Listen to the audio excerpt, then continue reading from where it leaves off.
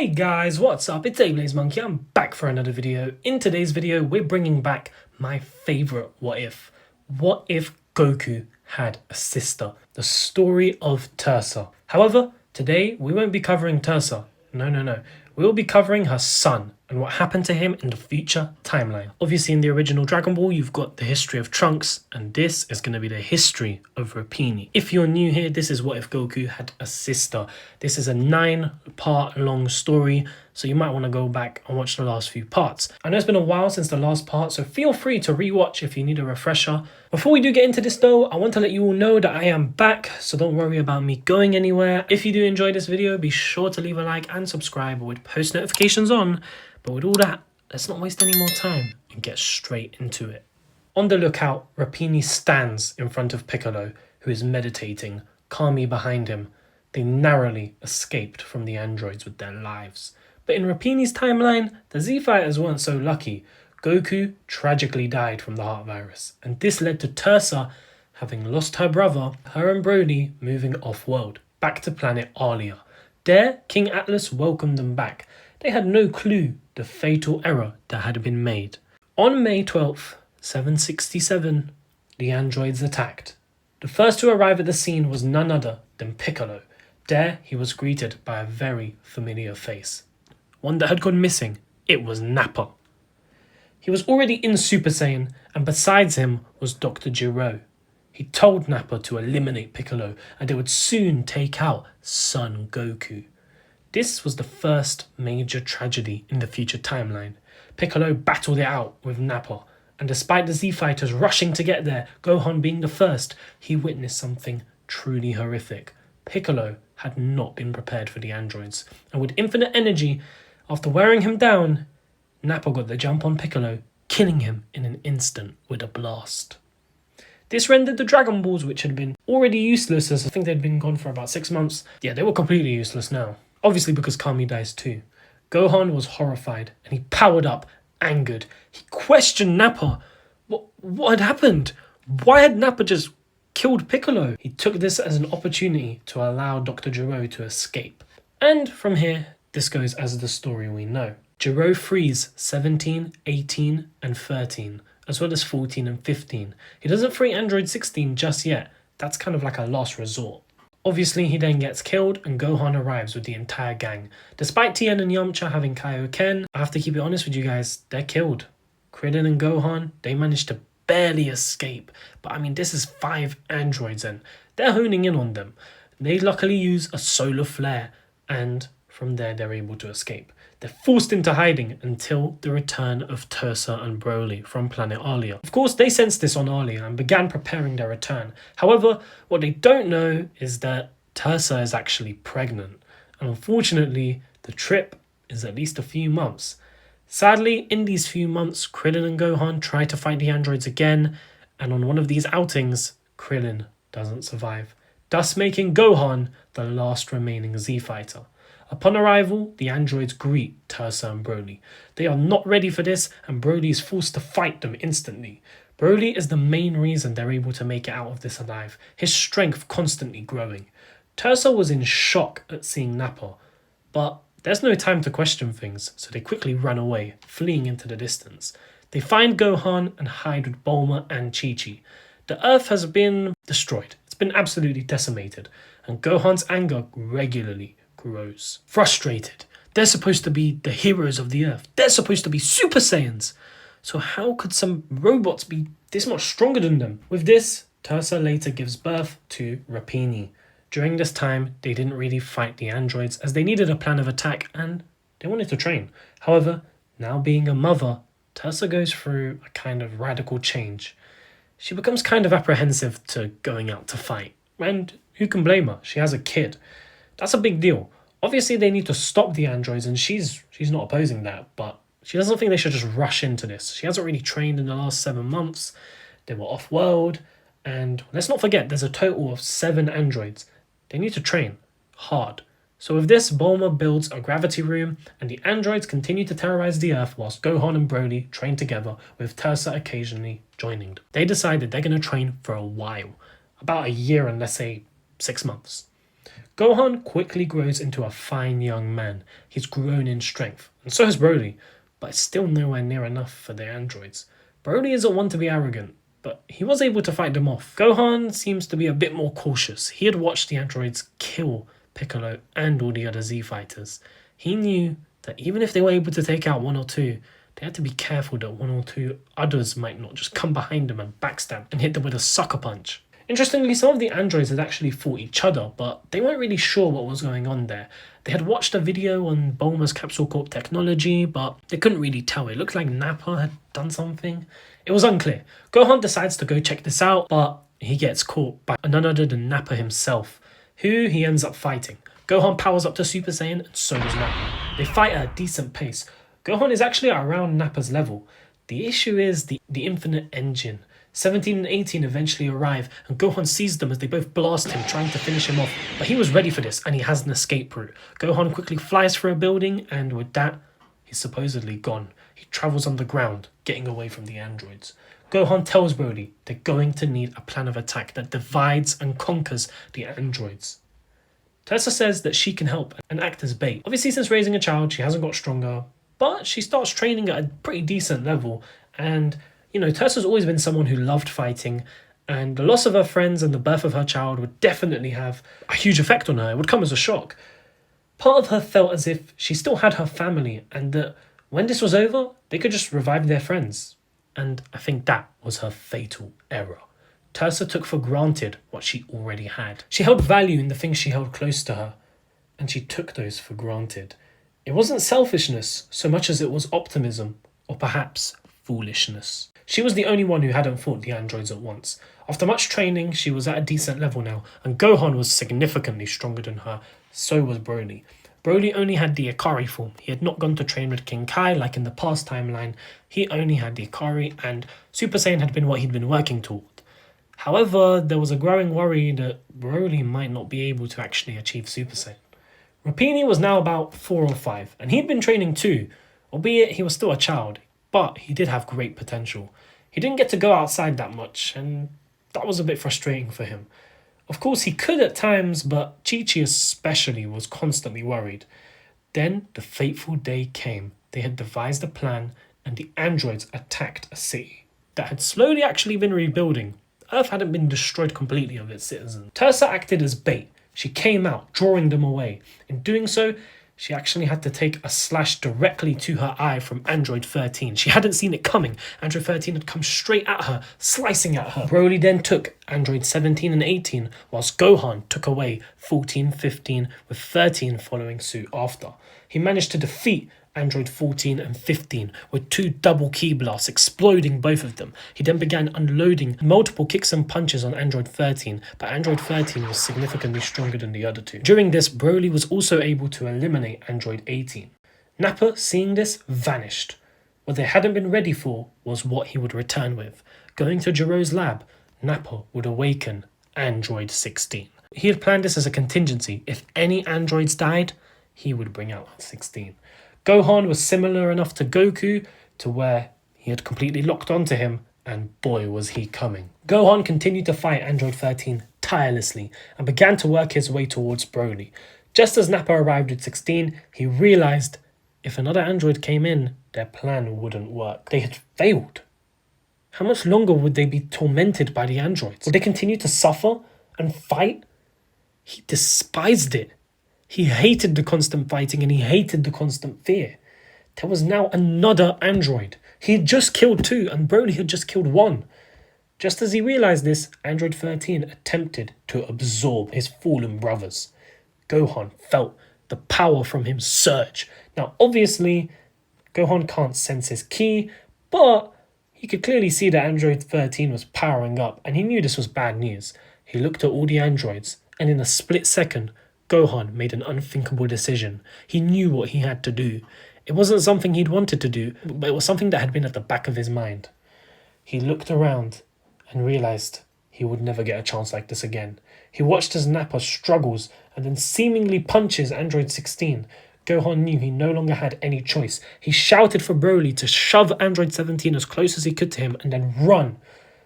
As he rose, he looked up to the sky and put his hands up. He screamed a primal roar as energy generated around him and erupted. He released it in an incredible light. For his father, for his friends, and for the future of the last Saiyan, Rapini. He exploded in a brilliant light, screaming as energy erupted around him everywhere. The explosion engulfed all of the androids and killed all of them. Android 13 was killed before he could even complete his form. Androids 18 and 17 were obliterated. Even Broly was partially damaged. Tursa couldn't believe it. She screamed as she watched Gohan smile before vanishing into a distant light, exploding himself, similar to what Vegeta did against Majin Buu. Gohan had had enough. He had been tormented and knew that there was only one way to put a stop to this. Tursa and Broly would survive, and he would not. Exploding, he killed multiple of the androids. Gohan had sacrificed himself for a better future. Tursa couldn't believe it. Broly was in a rage. Despite Gohan killing all the androids, Nappa had survived, and Broly, in a rage, fought Nappa and a very damaged Android 16. They were the only two who had taken the blast. Broly, at this point, nearly turned into a Super Saiyan. However, he wasn't ready. It was an incredible power, and Broly couldn't really handle it. 16 grabbed onto Broly and held onto him. Nappa realised that Broly, if he achieved Super Saiyan, would be unstoppable. Nappa grabbed onto Broly and began draining him of all his energy. Broly in the Akari form's energy spiked. Now, Broly had been close to Gohan, but, this is debatable, right? Would he be close enough to turn into a Super Saiyan?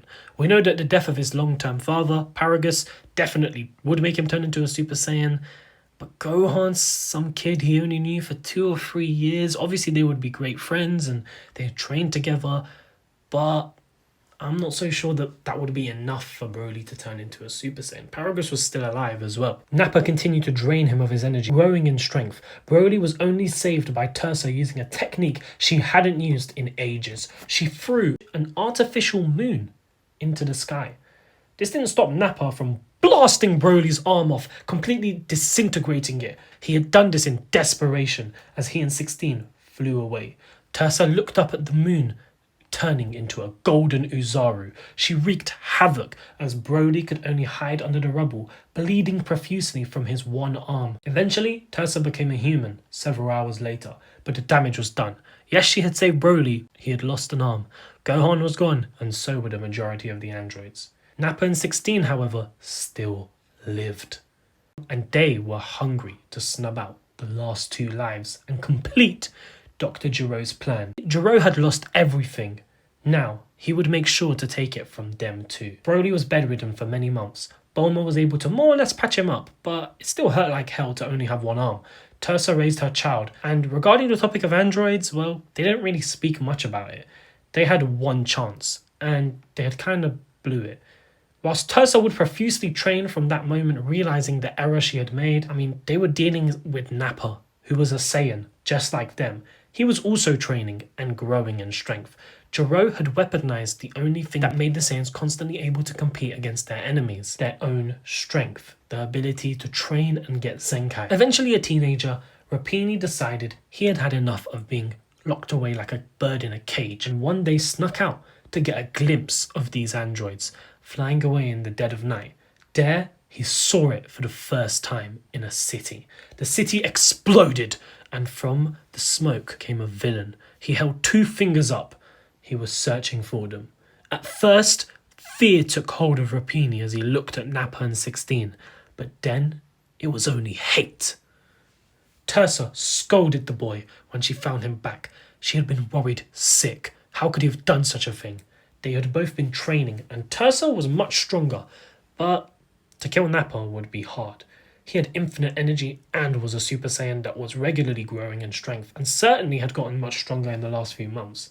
Broly had also started training, but for him to become a Super Saiyan, it wasn't going to be easy, and he was now down an arm. Gohan's death had really affected them, and he had actually almost pushed Broly over the edge into Super Saiyan, but it hadn't been enough, and obviously Nappa had prevented this by draining him of his energy. But who's to say if Nappa hadn't done this, Broly might have turned into a Super Saiyan and just destroyed the entire Earth, killing them all. But if this was what they had to settle for, Tursa thought to herself, shouldn't they accept it? Every night Tursa cried. She cried for all the innocents. She cried for all her friends. But There were many days where she was happy to have a kid. She had been tormented in a prison cell for the first 10 years of her life. Go watch part 1. And she had trained so hard, but she also knew going to fight these 2 androids was suicide. Interestingly, out of Broly and Tursa, the main person who simply couldn't accept this was Rapini. He spoke to Bulma every night. He heard stories about the Z Fighters, and eventually he came up with the idea of the time machine, just like Trunks. Tursa trained Rapini, but he still wasn't even a Super Saiyan. Broly was back on his feet, and he was also training with them. But could they trust him to take Nappa out with one arm in his wrathful Ikari form, which he also didn't have that great of control over, even if he had gotten much stronger? Tursa was deeply conflicted. They had been put in an impossible situation, and sometimes she just felt like letting the misery take her out. She had a permanent scar on her eye, and things were getting tough. Nappa was knocking cities down quick. Bulma began her work on the time machine. However, one day it happened. The unavoidable, what they had all been fearing. Nappa found them. He blew up the city they were in. Of course, they were fine. They were underground with Capsule Corp, but Rapini, he wasn't having this anymore.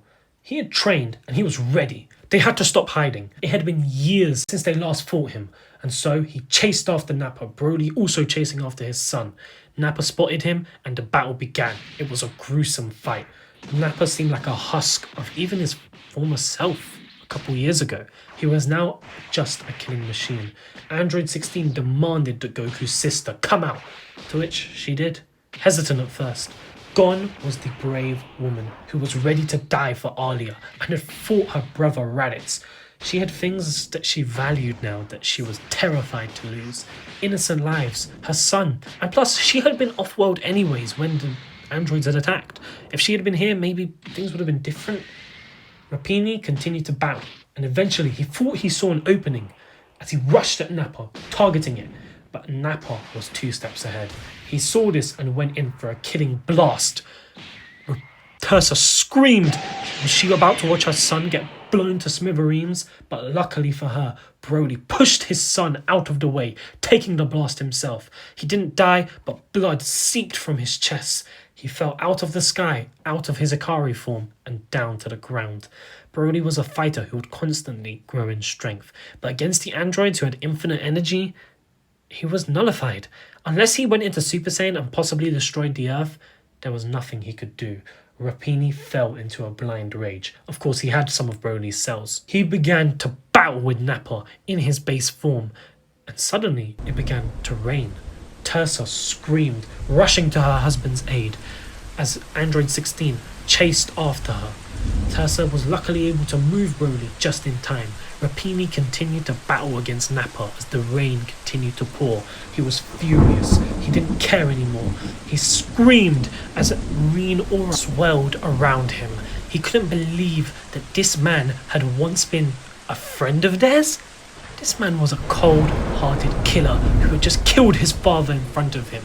For all he knew, Nappa had never been good at all, and he had always been a villain. He looked into Nappa's eyes as suddenly the green aura pulsated and lifted his hair up. He had achieved his own version of the wrathful Ikari form.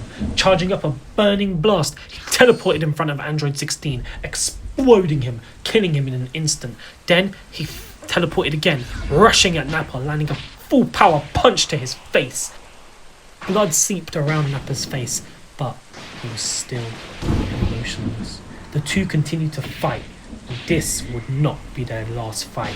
They battled it out, Rapini chasing after Nappa, who was in Super Saiyan still. They punched and kicked at each other, with Nappa attempting to kill Rapini with every blow, Rapini doing the same.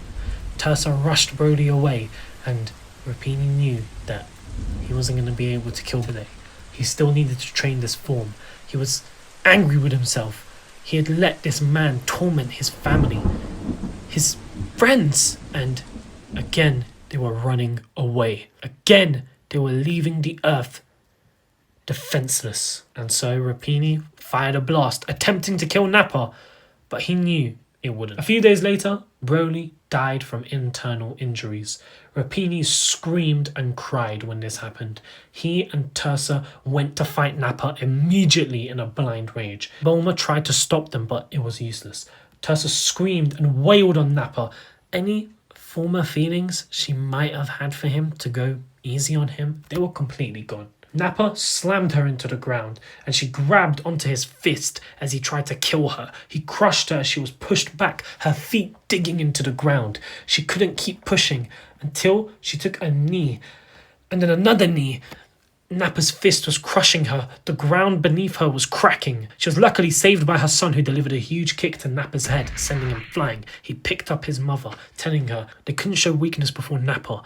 Many more of these occasions occurred. Regularly, Tursa and Rapini would go to fight Nappa, but they would never win. Tursa was angry, and so they would continue to train in the gravity room. But Nappa, anytime he wasn't destroying a city or fighting Rapini and Tursa, he was training too. Bulma continued to work on her time machine. Both Rapini and Tursa would continue to grow, but Nappa had essentially no purpose. He wanted to just find and kill them. Sometimes it seemed as though there might have been a little conflict in his face, but the programming would take over and Nappa would continue looking to destroy them, reverting to the cold-hearted killer who had been programmed to eliminate them. Perhaps it was a mother's love for her son, but she never allowed Rapini to die. Never would she allow that to happen. She had made that mistake with her nephew and her husband, and they were both gone. She had held on to the things she wanted most, and in the end, chasing after them had only driven them away. But Rapini? No. This was her son. It would never happen, she told herself. And, well, Rapini felt the same. He would never let Nappa lay a hand on his mother. Fights continued on. It was 2 against 1, and they refused to sacrifice themselves in a Gohan-like fashion. But Tursa sometimes did consider it. She fought out of pure spite, pure vengeance, angry at Nappa, but also herself. How could she have been so selfish? How could she have allowed things to end up like this? The androids had just been too much. She tried to give herself excuses, but deep down she knew she was meant to be a Saiyan elite. Someone her parents were proud of. She remembered it. She had saved planet Alia. She had done so many things, defeated the Galactic Emperor Frieza. And she had cowered in fear at losing her son, choosing to stay home instead of going out and fighting. One day they woke up, and there it was, the time machine. So they devised a clear plan. Rapini had to execute it. It couldn't be Tursa. He had to be careful not to mess up the timeline too much. Tursa stood with Bulma as they watched Rapini climb into it. This might not work. This was a very risky strategy. He faded away as he flew up in the time machine, teleporting across the multiverse. And that is the history of Rapini. A little long, hopefully a decent refresher for you if you don't really remember some of the stuff that happened in the previous parts, though I do recommend you check them out. If you did enjoy this part, be sure to leave a like and subscribe with post notifications on. Don't worry, this won't be the last part that I upload and then I'll disappear for a while. No, I'm here to stay. So stay tuned because there's lots of videos that are going to be coming out on the channel. But with that, I'm very happy to be back. Ablaze Monkey is going to be pumping out these Dragon Ball What Ifs, man. And I'm making shorts now too, so if you like a good short, it's only a minute long, give it a watch. But with that, I'm very happy to be back, and I hope you're all happy to have me back too. And let me do that classic outro one more time. I'll see you all laters.